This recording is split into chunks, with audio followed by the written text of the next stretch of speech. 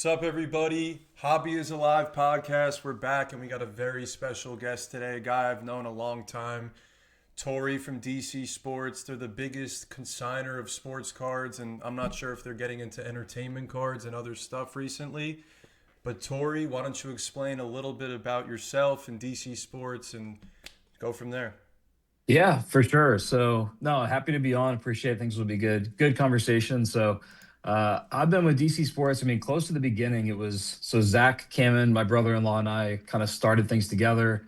When he got out of the Coast Guard, he started a braking business, and what led to us consigning was just, and you and I have talked about this before, but so many people who get into brakes, they don't always know what to do with their cards. They've just got all these cards and they don't really know how to handle it. And so we started offering to consign on eBay, people get in breaks with us, and then we'd sell the cards for them. So did that for a while, went really well. People loved the service, and just over time, it made more and more sense to put more of our time and effort and money and everything into that. So that's kind of how the business evolves to go from breaking into just full eBay consigning. We got our first eBay deal, kind of like special rates with them that let us offer that at better rates to everybody else, and then from there, was just growing it, just grinding and reaching out to people we knew. And, word of mouth was kind of our friend in the beginning. And so, that was years and years ago. I guess 2019 was when we first went completely sold off all the breaking allocation and just went 100% consignment and haven't really looked back. And just the growth year over year has been wild. So, as the hobby's been booming and all these new people are coming in, we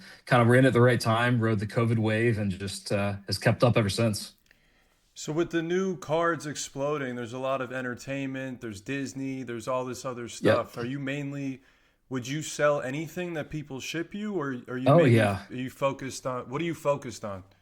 Yeah. So honestly, we focus on wherever we're the most needed, really. Like we're not really going out and trying to acquire a certain kind of customer or a certain kind of inventory. Whatever people want to send us, we're happy to take. So we do, all TCG, Magic, Pokemon, Yu-Gi-Oh, Dragon Ball. I mean, the One Piece craze this year has just been insane. And we do Disney, Star Wars, Marvel, all the non-sports stuff. So basically, if it's collectible and on cardboard, we're selling it. And the gaming, like Pokemon and One Piece, is by far our biggest grower year over year. Last year we were looking at numbers recently because first quarter wrapped up. Last year in the first quarter, we did right around $1 million in TCG cards. Did like 9.2 in the first quarter this year alone. Wow. So it's just wild numbers there. It's been awesome. What about on the sports side? What kind of growth from last year to this year?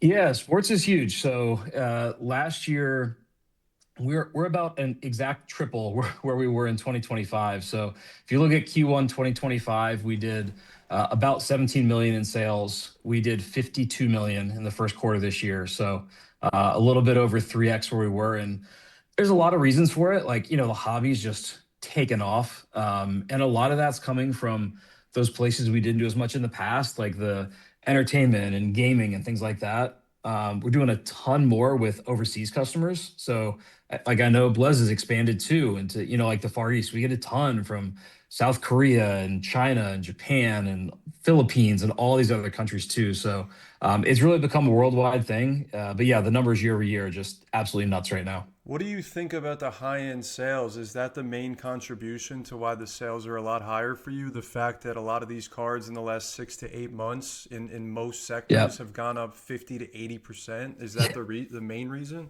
Yeah, it's a big part of it. There's just so many people who have held on to these cards and they're just appreciating so fast, like you said, over the last 6 to 12 months. And I think people don't always know where the ceiling and where the peak is. And so as we see people just ready to move off those and they want that capital to put into their own business and cards or go to a PC item or whatever they want to do. So they're selling. And for us, kind of shameless plug for DC here, we upped our rates a couple months ago. So for us, any card 500 to 1,000, we're paying 90%. 1,000 to 5,000, we're paying 96%. 5,000 up, we're paying 97%. So for us, those $1,000 and up cards where people are getting 96, 97%, a lot of these guys don't sell on eBay all the time, right? So if they go, they're going to pay the standard 13% fees. So we're getting so much new business from people who are doing grading or ripping a bunch of product and they hit a big card and it just makes more sense on paper to sell it with us. And so as we've gotten more of those, we've kind of gotten out of being just the bulk mid low end guys, and now we really are kind of across the whole spectrum of values, and that's really driven a lot of the growth too. I think that's something that a lot of people miss. They might think, how is it possible that you're paying someone 96% Yeah, on their card when they're getting 87%? But it's not too good to be true. It's real. The fact that yeah, DC Sports sells like he just told you the numbers, 50 plus million in not even that crazy long of a time span. They have a better deal with eBay than you can get yourself, and that is the reason why you could get 96% on a 1K to 5K card. Why would you sell it anywhere else? To me, if I have that price range, I'm going straight to you, and that's what I've done in the past. I've sold yeah, over six figures with you, and I think one of the main reasons why I like DC Sports the best is because you're very humble, willing to learn, and you guys want to grow and get better. And I think that's one of the most yeah, important things. I really like what you've done with your website. I really like the insight we got with Troy's video going into your production facility. And I noticed how yeah. organized and how meticulous everything is, from uploading photos to getting all the details out there. It's really impressive. And I think it's really awesome to see somebody who does so much business in the hobby have such a small ego, because a lot of people out there have big ones, and I think it could hurt them in terms of their Yeah. business in the future. So what do you have to say about that? No, yeah, no, appreciate all that. And yeah, I know you've told me that before, and I appreciate you calling it out. But yeah, I mean, honestly, for us, there's a couple of things there. I mean, I think for anybody who's got a business in cards, like realize there's a lot of really hungry, really smart, really driven entrepreneurs out there. And if you get complacent and just stop growing, like you're gonna get lapped by somebody, and that's been our thing all along. Like the reason we put a bunch of money into coming out with an app, the reason we built our website, the reason we looked at like Haystack for photos and AI for titling. It's because we want to be sure we're like at that bleeding edge of the tech that's out there. And it doesn't mean it's always perfect. Like we've had our mistakes. I think we've had to learn through those and figure things out. Like one of our problems for a long time was like titling. There's just so many things that matter in a title, and you only get 80 characters on eBay. If you use AI and some more modern technology, you can really customize that to optimize for searches and be sure things are right. And that's helped us a lot. And I think too, like you said, our volume is crazy. One of the things I don't like right now, our wait time is too long. Like we're at the point now where it's taking 4 or 5 weeks to list like bulk submissions from people. That's not fair to them because we need to get that stuff up faster. So we're hiring really aggressively right now to try to catch up. But one thing we've tried to keep all along, and I know we've had this conversation before too, is people have to know when to sell their cards. Like timing is so big when you sell. And so, we've never gotten away from we have our express service, which means if you got 20 cards or less you want to sell, get them to us. They go up within 3 days. Never changes, no question asked. If you want to pay the $5 a card to do premium, we'll start and end it any day you want, any auction duration you want. It goes up next day. Because I think people do, and you mentioned what should people learn with selling. Like people sometimes sleep on how much that matters. Like, I think an example you and I have talked about before is like look at preseason basketball games. Like there's guys getting huge minutes who'll go up, put up big stat lines, and their cards explode. They might not come off the bench for the first month of the season. And just learning how to time it to sell at those peaks, it makes a huge difference at the end of the day. So yeah, lots we try to do. Got to have a service for everybody, and gotta stand by it. But yeah, it's definitely been an adventure to get where we are. I think that's one of the things that people sleep on the most is the timing. Like I have a box of stuff, that little brown box I'm shipping out to you today actually. It's a bunch of cards of guys in the NBA playoffs that I think have a chance to do well in maybe a couple games. And I also don't think they're going to get past the first round. So I have some Orlando Magic cards of Franz. I'm going to ship you. It's over $1,000. I'm going to get 96% of the value.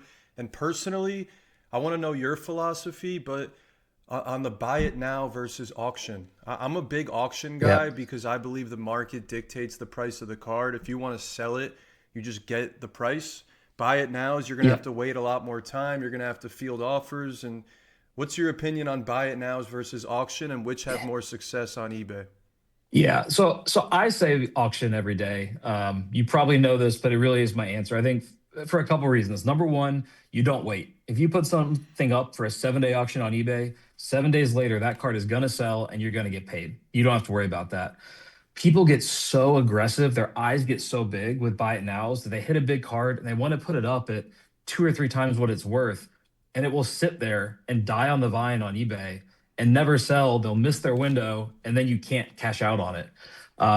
Now, in our situation, I think it's a little unique too. We've got about 150,000 store followers on our eBay store now. So we get a lot of eyes that your average eBay seller doesn't get. So I think auctions do really well. But I mean, look at live selling. Like, look at Whatnot and eBay and all the platforms out there. People do great in live selling because people in the moment want the card. They don't want to miss out. They place a bid. Like that mentality applies to auctions everywhere. And I think you do a lot better letting the market realize a price for you than you trying to think you can outsmart the market and overprice something. I can't tell you how many times we've had people send, a big NFL QB card in, NT RPA or something, and the guy blows his knee out. And then they're out that money because they just wanted to wait and wait and wait.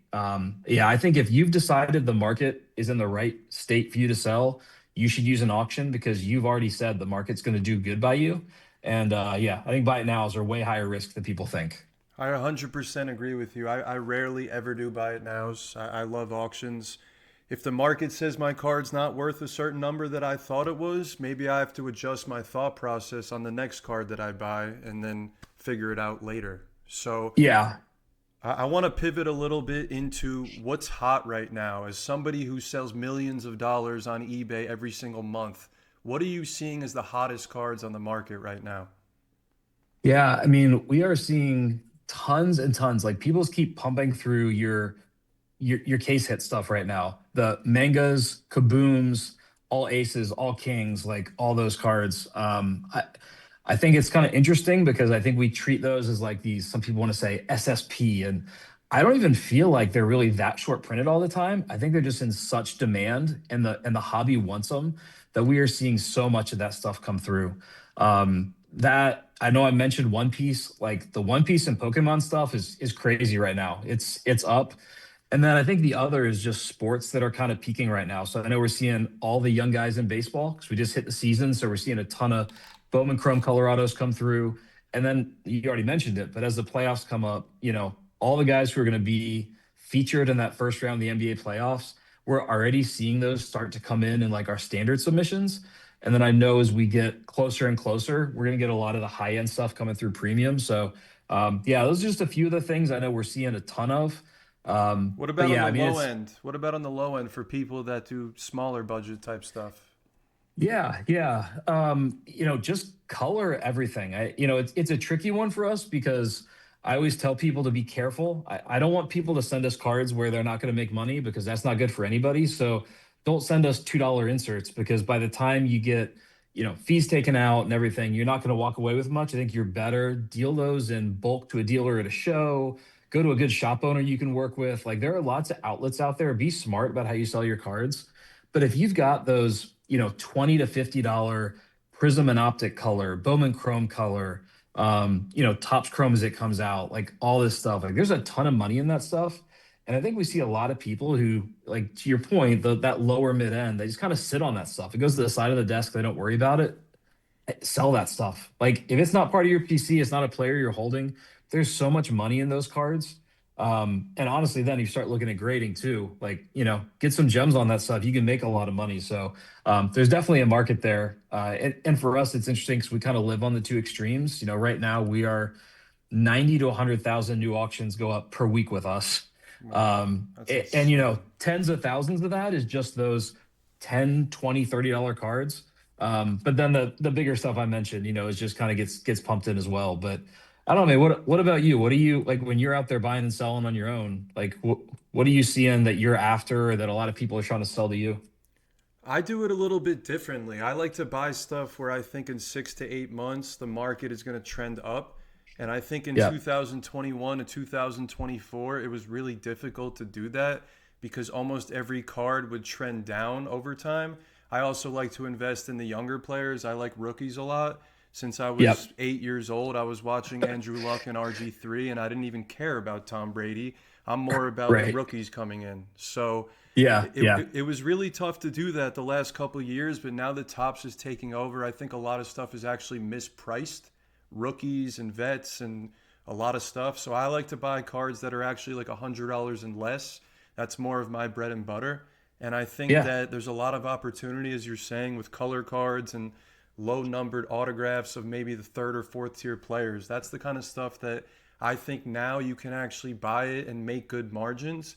You're not going to Yeah. make like tons of money like you could on a $10,000 card, but you also don't have risk. And that's Right. something Right. that I think is really important. A lot of people need to look at risk versus reward and try to mitigate that. And that's something that I focus on heavily. Yeah, makes sense. Yeah. And it's a good point. You mentioned like the stars versus rookies angle. I think, we hear about all these like record-setting sales of the GOATs, the Jordans and Brady's and Kobe's and things like that. But one thing we also see a lot more being sent into us lately is the mid to low end of those players. Like people want to talk about, okay, somebody sold a Jordan PMG or somebody sold a Kobe logo man because it's buzzy, right? It's a $10 million card. But we are seeing more and more people buying and selling the basic stuff. 96, 97 Fleer Kobe rookies. 97, 98 tops Tim Duncan rookies. Like these guys who are established superstars and greats of the game. And it's a much more accessible price point because a lot more people can buy a Fleer or a Hoops or a Skybox Kobe rookie than can buy, Topps Chrome refractors and Bowman's Best refractors and things. And so I feel like there's also that we're not only looking at, do I go top tier player down to third and fourth tier, but can I still look at the top tier player and just not target the top 1% of their market, but those really accessible cards that are out there in bulk that have nowhere to go, but just kind of this steady increase over time? There could be a lot of money there too. And it seems like the market's kind of moving that way. 100%. I like to buy Victor Wembanyama Prism from his second year because his Yep. Panini supply is going to be capped. There's only 2 years of Prism for Wembanyama. And if you're not going to be able to afford his Prism Silver rookie because it's going to be 5, 6 grand, and you can get his second Right. year silver for $300, and I'm Yeah. buying them for $15 right now, grading them for 30, I'm in for 45, and all of a sudden I'm making my 300% margin. Yeah. But I'm betting that his market is going to go up in the future. A lot of people still doubt Wemby, maybe injury Yeah. risk or I don't know, but to me, it's a no-brainer when, like you're saying, you buy the best players, maybe not their top cards, but their lower versions, and then it's a big money-making opportunity, I Yeah. think. Right. Yeah. And sometimes people just get so narrow with their focus where it's all about the player. And don't get me wrong, the player means a ton, but like what you just said is a perfect example. There's only 2 years of Wemby Prism. Look at what happened when we went without tops for so long in like football and basketball, and Everybody what wants it happened. more. Everybody wanted those late 90s, early 2000s tops cards, tops finest, tops chrome refractors. Like we ate that stuff up. So, okay, it's second year Wemby. Like people sometimes want to almost get like so elitist about things. It's like, oh, it's a second year, it's not his rookie, I don't want it. Let's look at what Prism second year Wembys are going to do 5, 10 years from now when you're buying those numbered red, blue, purple Prisms, silvers, and hypers. Like this is going to be, we look back on Prism, we miss Prism, we see a elite of the game from these early years, and those cards are not expensive right now. Like if I were, I don't disagree at all. Like buy those things if they're in great shape, get them graded, set them aside, forget about them for a decade. Like there's a ton of money to be made there. 100%. And I appreciate you seeing my point because a lot of people are shitting on me for my Wembanyama take, but I don't want to buy his Prism Silver for 1500. I'd rather buy Right. 150 second year silvers and have more. I'm a volume guy. That's why I did Yeah. really well during COVID. And I was obviously my volume in sales with you in 2021 to 2024 has gone down because I was doing so much raw to grade and then I kind of stopped as I explained. But it's all about opportunity and risk versus reward. And to pivot into the high end market lately, we've seen everything go up tremendous amounts of money. We're seeing the highest number of $1 million sales in 2026 in the first quarter that we've ever seen. Where do you think the high end market is headed as somebody so inside? And would you be buying that type of stuff or would you be a little bit cautious on the high end cards? Yeah, I mean, obviously, this comes with the obvious. It depends how much capital you have to spend on cards, but I actually think they're a smart buy.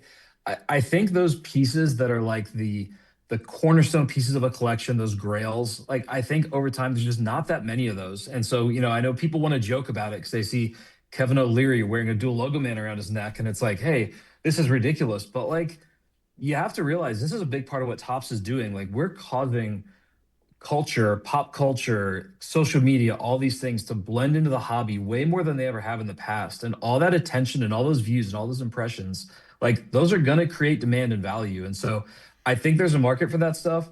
I think if you're somebody who's not dealing in six-figure cards, most people aren't. Like, do the stuff we just talked about. Look at the mid to low end. Where's their value? Where are those guys who went up?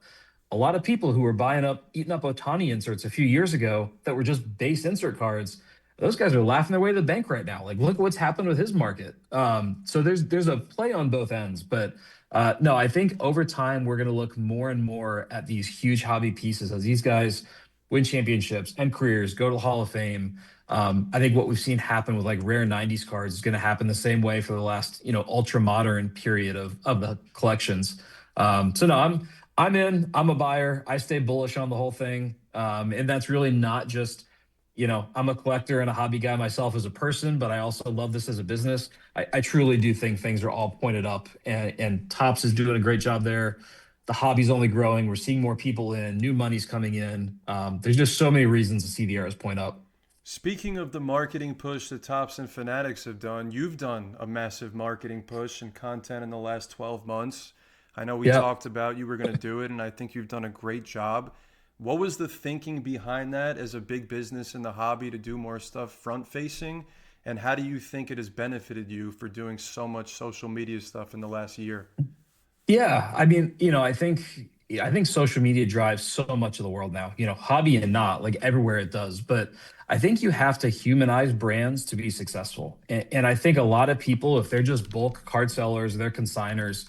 And I'm not knocking anybody, but if you go to the OG days, it was like Probstein or bust, right? Like Rick had a huge business and he was one of the first guys in. And I think he did a great job with a lot of things. But I think we have to keep up with the times. We have to be reachable. And when you show face on camera and you just talk about things, like it's not commercials, it's not paid ads. We don't pay for our posts on Instagram or anything like that. But somebody sends an awesome box in, you should see a reel of like, hey, Tori's just here. Look at this box. Let me show you guys some cards. Because I think we can accomplish so much at once. It lends credibility and trust to our business because we're putting our face out there for people to see. It makes it more relatable because it's, hey, I might have cards like that and I see them, and like it helps make that connection of what DC Sports does as a service. But also it's just interesting, and it makes it where when we go to shows now, with the national last year, and we're going to do it again this year. We have our banners everywhere. We post more on Instagram now, and we did the video with Trike, and I'm doing this with you, and like all people come up say, "Hey, loved your conversation with Cibles. I wanted to ask about this," or "Hey, I saw the Trike video. You used this cool device to take your photos. What was that about?" For us, it's just prompted so many more organic conversations with people in the hobby than it ever would have if we just paid for a bunch of commercials and let it happen. We realize that consignment selling on eBay is pretty transactional, but the more we can add the content in, it kind of changes that where our dynamic is not just transactional, but there's more engagement with people. And we've just found a ton of traction there and having people try us out who I really don't think ever would have otherwise. Speaking of the trike video, I thought that was incredibly done by both of you. And it made me really think that your organization and supply chain skills at DC Sports seem to be the best in the entire industry. Do you have a background in that? And can you speak a little bit on the fact that 1 second when you're taking a picture of a card, or how efficiency really matters when you're such a large, how Yeah. efficiency matters when you're a large eBay consigner? Yeah, for sure. No background in it, no. But we've just got a really good group here. We've got a lot of people who have backgrounds in more of the like operations world or other things. And so, between me and Zach and the kind of leadership crew we have here, it's just coming up with ideas. And it's really just saying, okay, if today we're doing 1,000 cards a day, what would it take to do 10,000? Right? And then trying to say, where are we not good enough? Where are we not fast enough? And then you just make a list of those and you start reaching out to people. The wonderful thing about 2026 in the hobby is there's amazing tech out there. There's amazing, really sharp people in the hobby and outside. And you can get in touch with them. But yeah, I mean, to your question about efficiency, like I said, we're listing about 100,000 auctions a week now. So you figure if we can save 2 or 3 seconds each photo, and we can save 2 or 3 seconds on each title, like that adds up so fast for us. When you're doing a 500,000 auctions a month almost, anything you can gain is huge. And for us, we have to save time because we say we get your stuff listed faster and get you paid faster than anybody. And if we fail on one of those, then we're kind of not doing our job. And that's why I say like the one thing we need to work on right now is our wait time. And it's kind of it's a weird two-edged thing. It's a credit to us that we've done a really good job and offered a good experience to people, so they keep coming to us. But we've got to hire to keep up at the same time. But yeah, being able to scale it is the number one thing. And I think a lot of people who get into cards do things one way, right? Like maybe they started and they had a flatbed scanner and they typed up listings one by one, and to them that's the world.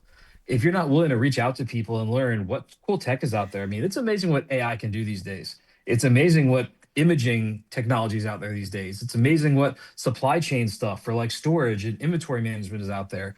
Do your homework, do your research. Like I know so many sharp people in the hobby who just don't realize what they could become because they just don't want to put the work in. They don't want to grind. They don't, they want a 40-hour week, not a 60-hour week, and you got to do your homework. It's a lot of work, but it pays off if you do it.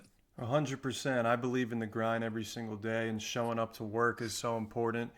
It's not only about being smart, but you got to work hard. So to pivot a little Yeah. bit, I've obviously sold a ton through you, and the beauty of selling with DC is you just send them your cards, and then you don't have to physically do anything after that. In the last couple years, we've seen a lot of platforms rise, especially with selling singles, including eBay and whatnot. How do you think the landscape of selling singles has changed in the last couple years with these companies coming in, and where do you think it's headed? Yeah, I mean, I think, I look at the card ladder reports, I get reports out of eBay, I've got our own reports, like everything is just up, up, up. And we've been talking about the hobby booming this whole time. But I think we're just seeing it happen in more and more ways, right? And that's maybe the big difference is we've got live selling platforms like Whatnot and Fanatics Live and eBay Live. eBay Live's come a long way. We've got the eBay auctions, which are kind of always the OG and the elephant in the room that does so much. Look at the way repacks have influenced the singles market. Look at how many new products are coming out, how many people are breaking. So I think people are just transacting cards faster because I feel like there's more and more like urgency in the hobby than there's ever been. People understand. Some people still need to learn. We said this, but like they understand timing matters and they don't want to sit on dead inventory. So if you have stuff you're not interested in, you got to sell it. And I think there are so many people who have the hobby where they've got a 9 to 5 and they're doing the hobby at night, or it's just kind of a side hustle for them. And so where we get a lot of our customers is people just don't want to spend the time. People don't realize how much time it takes. You list the card on eBay, you take pictures, you title, you create the listing, you got to answer messages, you got to ship it, you got to follow up, make sure it's got tracking. Like there's all these little things along the way. And the beauty for us is we're a team now of about 50 people who do Wow. that 100,000 times every single week. And so we've got it down to such a streamlined, automated process that the whole point is throw them in a box, ship them here safely. They get here. We've got the app now. As soon as we check it in, you get a ping. We got your package. Here's when it's going on eBay. You check all your listings right there. Like it's just we need to take the work out of it. And that's our whole mission in doing this. And so I think there's a lot of different ways to sell. Obviously, there's still shows, there's live selling, there's everything else. But through our lens, it's just we got to make it as easy as possible and make people not have to think. One of the most common questions we get is, "Hey, why don't I need to send you a list of my items?" Or "Why don't I have to fill out a form?" And it's like, we don't want you to have to. We want to say that we've earned enough trust from the hobby that you can just ship your cards here and not worry about it. You want to take a picture of them, keep them for your own records, just be sure you know what's going where. I get it. Like I tell everybody to do that. But the whole point here is we're doing the work. The point is not to make you do it too. So yeah, it's worked out really well. And that's our whole goal for the next couple of years is find ways to do more of that. Like what other things can we do? And so the things we've talked about are how do we make payouts better? So, last year we changed our payouts where it's not a person sending you your money. There's a lot of consignors that pay out once or twice a week when their auctions end. Like for us, if your stuff ends at 9 o'clock at night, you can open the app up. If it gets paid, the money's available right away. Put in a payout, ACH will go to your bank. Like 10 seconds later, the money's there. Like you're not waiting for us to do anything. And so, to my point about urgency, I think it's just the technology and the times we're in now, nobody has patience and they don't really have to. So, I think as consigners, that's why what we do works. That's why live selling works. And I think that's just what's driving things. Just people want faster, faster, and easier, easier. And being successful in this business is being able to deliver on that. And as Rob from Burbank loves to say, it's providing liquidity, which then people are able to go Yeah. out there and buy more cards, speaking to the urgency. So I think that's a really big value add to people. The fact that they can get their money quick. They could get it. I'm going to ship you this box. You're going to get it up in a few days. And then boom, my money's going to be there probably in 10 to 14 days from right now. And I haven't even shipped it yet. And providing Right. liquidity is just, it's something that's like not spoken about enough. The fact that you can Yeah. keep money moving and more people buying, more transactions is just better for the hobby as a whole. Can you speak to Yep. that a little bit? Yeah, agree 100%. I think that's one of the big things we try to tell people too. And not saying everybody should use premium service we offer on cards, but the reason we offer it is because if somebody's got a big card or they really need the money, if you were to overnight us a box on Monday, it gets to us on Tuesday. We can put it up the same night on premium listings. Those end Sunday night, and when they get paid, you have money in your bank Sunday night. So in under a week, the cards go from in your hand to money in your bank, and that's the whole point. It's like it's got to be fast. And I think, like you said earlier, there's just so many people who are involved in the hobby looking at so many different angles. There's your low mid end guys, there's your high end guys, but nobody should have inventory without a purpose. Nobody should have capital without a purpose. And so, like, the opportunity you're seeing in the Wemby market on certain years and certain sets means there's an opportunity there. If you have that box, I can see sitting there behind you, and that box is no longer something you're holding to grow over time. The responsible thing to do and the sharp move, take that, get it liquid, get the money out, and put it where you see opportunity. And I think too many people kind of want to sit on the sidelines and they just got boxes and boxes of cards. And if they just have fun collecting, like, I'm not knocking that. That's great. But if somebody really in this business to make money or to grow your own business, like, you have to learn those angles. You have to learn seasonality of the sports. You have to learn players who are trending. You have to learn set demand, and you have to learn timing of selling. And yeah, liquidity obviously sits at the foundation of all those things. So agree with the card father 100% on that one. But speaking to cards with a purpose, like you're saying, a lot of people think in the last couple of years, way more cards are being graded than necessarily should be. Are you seeing Mhm. a lot of cards that people would call junk slabs coming through? Yeah, tons, Wow. tons, tons, tons. I do think that's a mistake people make. I, it's challenging because grading offers such a premium on cards that I get it. Somebody might say, well, hey, I know it's only a $20 card, but if it gets a 10, it's $100 card and it pays for it. But I mean, I'm telling you, we see a lot of cards coming in and across PSA, Beckett, SGC, CGC, everybody that are raw $5 to $15 cards. And I understand it in some cases. If you're really confident in a high gem rate on a certain card, you think it's going to work out for you, or maybe it's a PC piece, but I think we are seeing people who have seen too much stuff get graded and starting to use that, and they want to, take advantage of the liquidity they have because there's still value in those, and that's putting it towards something higher end or pieces they see with more opportunity down the road. So. Yeah, the grading dynamic's interesting. I know as people talk about, the consolidation under PSA and we know they're the leader in the space, and that's not going to change ever. So there's definitely decisions people have to make there for their own collection on what makes sense to grade.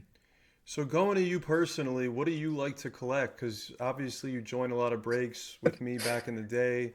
You're still Yeah, buying stuff. I know you like modern, but maybe explain to people out there what you personally collect. yeah. So I really only have a couple small like PC things I still do. Used to break way more. Yeah, back in the day when I knew I got one of the three brothers on camera every night. I don't have that luxury anymore. So it's a little different these days. We've all changed our station in this hobby a bit. But yeah, so I'm a big Andrew Jones guy. We actually had him here in the office for an eBay live event the other week. He was my favorite player growing up. Actually, when I was like 9 years old, went to a single A minor league baseball game, got his autograph at the game, first autograph I ever got in my life, and just kind of latched onto him. And when I was younger, that meant collecting, base inserts and things like that. Now I have a whole case on my wall over here that's just PMGs and 24 karat golds and bat barrels and bat knobs and Andrew Jones stuff. So he's my guy. I'm also putting together a signed 93 finest refractor baseball set. So that's a huge PC project for me. and I am a lifelong Baltimore Orioles fan. So I also PC a lot of like signed balls, signed tickets, game used bats from players, things like that. So those are really my three big things that I truly still collect and hold on to for myself. Um, and really just any bat barrels and knobs from baseball sets are kind of my weakness. So love those. Those are the things that still fall under Tori's PC, and I don't see that ever changing. So with Topps coming in and taking over the license for NFL, NBA, and they have a lot of other licenses for non-sports as well, do you Yeah. think that's going to have a major impact on your business? Do you see that happening? Yeah, it does. I think what I'm really curious to see is how it kind of affects us like longer term. Short term, it's been great for us because there's so much hype and there's so much buzz. And I think one of the failures of Panini was I think they had great products that they didn't always market or like socialize enough. And I think Fanatics does a phenomenal job of getting so much attention and eyes on their products. And so as Topps basketball came out, as we see Topps Chrome football coming up. Like when these sets come out, we just get inundated with this stuff because there's so many guys who they want to have it for their PC or they want to be the first to sell to see the best, single sales price in the secondary market. And so as a consigner, kind of sitting in the middle of that, and we work with a ton of breakers too. It's been great for our business because it's just all these new sets that everybody's so hyped up about create this huge flow of singles into us. So it's been really cool to see those, and it's kind of fun as the hobbyist collector side of me gets to see Topps coming back, and I see all these cool new inserts and parallels and things coming in the door, finally licensed. So that part's really exciting. But yeah, as they grow and they grow the hobby, it's only meant growth for us. So we're behind it 100%. That's the part that I think people are missing. A lot of people love to talk trash on Fanatics and Tops, but they're growing the hobby exponentially. Yeah. If you have cards sitting in your house, they're worth more than they were 6 months ago. I just don't know how people could think it's a bad thing. It just doesn't make sense to me. No, I don't get it, and I think we have to realize that more people in the hobby is good for every single one of us. As a business owner in the hobby, it's good for you. As a Whether you're a breaker, a consigner, you're just a singles dealer, you own a shop, it's good for you. As someone who owns any cards, when there are more people, that means more demand. That's good for you. So when Topps has these great ideas like the MLB debut patch, and now we're seeing the gold logo men patches, and we're seeing this is now expanding where now we're gonna have UFC fighters in their debut wearing the patches and things like that. That gets so much attention. Just look at what those posts do on social. Look at the number of people talking about them who aren't even in the hobby. And for anybody to hate on a company that's bringing more people into a hobby and a space that we're all enjoying, whether on a personal or business level, it, you know, I can't see an angle to knock that. I know sometimes there's going to be haters everywhere, but to me, that just keeps giving me one other reason to have confidence in the continued growth of the space, and that's good for everybody. Exactly. I 100% agree. I think we're in a good time right now. The last couple years, it kind of was it was at a stalemate, and now I think we're in time for another boom like COVID. I don't think it's going to be Yeah. as fast and as accelerated as it was, but I think slow and steady growth is actually better and more sustainable. So can you speak to the next 3 to 5 years where you see the hobby going? Yeah, I mean, I think you hit one of them already. Tops and Fanatics owning licenses is great. I mean, look at the products that they've been able to offer in the past and the way they've performed without licensing. Now adding the license to that's just one more reason that's going to take off. I really do think we're going to have some, man, I miss you already with Panini, and there's going to be all this demand for those Prism and Optic and other products. I think that's another good thing.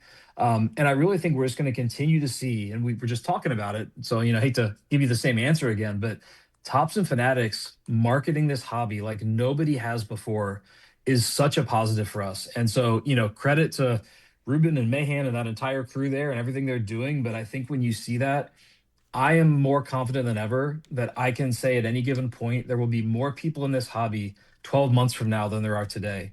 And for as long as I can say that, I have reason to believe the hobby will grow, values will increase, collectors will find success, businesses will do well. And just knowing that is just one more thing to like gives me assurance that this is here to stay. And if you contain it to just the people who are already in the hobby and you try to sell to them, you've got a very finite number of people you're marketing to. But for as long as they're pushing with Fanatics Fest and all their events and their rip nights and the things, We're getting younger people in. We're getting people who only like sports and maybe haven't been exposed to the hobby in. They're just all the right moves. And I really think that's just going to play out over the next decade as just a steady upward trend for the entire industry. I 100% agree. And if you could let people know how they could submit with you, where they can find you, and Yeah. just stuff, basic stuff like that. For sure. Yeah. Our website's dcsports87.com. We get a lot of, the basic questions about how it works with us. We've got an FAQ page there that'll give you, here's how you send in, here's how we pay you out, here's how you create an account. It's all right there. We've got a mobile app out now for both Android and iOS. Download it, create an account. If you ever need to message us, there's chat with us on there. You get automatic push notifications for all your account activity, stuff like that. And yeah, if you ever have questions, follow us on Instagram at DC Sports 87. Shoot us a message there. We try to put out, like Chad said, a good bit of content. So we're going to work on doing more of that just to give a little bit more of that behind the scenes look. If you haven't checked out Trike's video, go see what Troy put together. They really did a I'll phenomenal link it. job. You can I'll link it Perfect. Yeah, below. link that Yeah. because it's a good look at what we do. So if anybody doesn't know how consignment works, you can truly see our whole operation. And they did a great job kind of putting that together for us. So that was great to do. But yeah, we're always looking to work with new people. I will say the one thing I tell everybody, if you've got a ton of cards you want to sell and you're not sure if you're comfortable selling with us, you haven't done consignment before, don't send us everything. Like pick 10 cards, 20 cards, send them here. Let us get us listed in just a few days, get you your money, see how it works. Once you've got confidence and you've done it and it works for you, hey, we're here for 2 cards or 200,000 cards, whatever you want to send. But like we want to earn people's trust in this space, not just say we're do it for any reason. So give us a shot, let it go from there, and then we're sure we can make it work. What you just said actually brought up something in my head. Let's say I'm completely new to the hobby. I saw the MLB debut patch of my favorite player, and then I come in, and then I have all these cards from the late 90s, early 2000s in my closet, and I don't know the values of any of them. What would I do? Would I just send you all those cards, or how can I get education and learn and know what to do there? Yeah, for sure. So I would not say send them all to us just because we're going to list everything. Like we used to in our earlier days, we would kind of stop, go through collections and say, okay, like you shouldn't sell these with us. They're not worth enough. They might not sell. You should sell these. Unfortunately, the volume we're at now, that's not sustainable. We can't do it anymore. So when we get things, we immediately start processing them to get those eBay listings up. But there's so many great resources out there. I think Card Ladder is phenomenal. I would, have an account there and use that.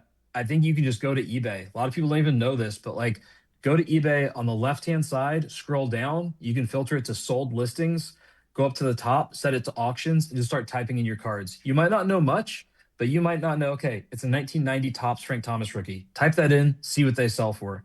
And generally, if something's worth $5 or more, I would say it's worth sending to us. You're going to get a good portion of that sale. You get some money out, you get that liquidity, and you move on. On the other stuff, if you look it up and you see things not even selling or there's 79-cent buy it nows, it's not really worth auctioning or consigning cards like that. And if you don't have any attachment to them, that's when I say go to a local shop, find a dealer, go to a card show. Somebody might take that off your hands in bulk. But yeah, I think that's the best way to get started, at least get an idea what your collection's worth. Well, I appreciate you coming on, Tori. A lot of knowledge that people are going to take away from this, a lot of great insights. Thank you for coming on. We've been friends for a long time. I'm going to continue doing business with you guys, and I appreciate it. Absolutely, man. Appreciate it. Thanks for having me on.